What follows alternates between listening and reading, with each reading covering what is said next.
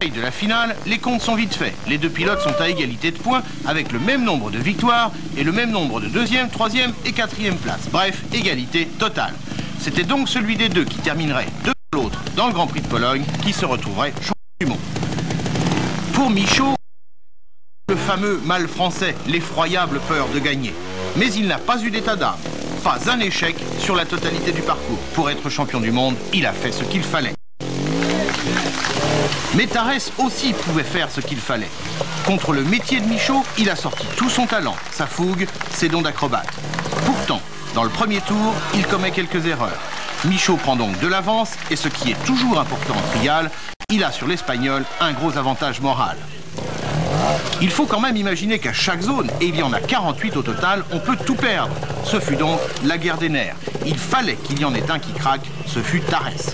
Pourtant, c'était son type de zone, en particulier celle-ci, de type artificiel.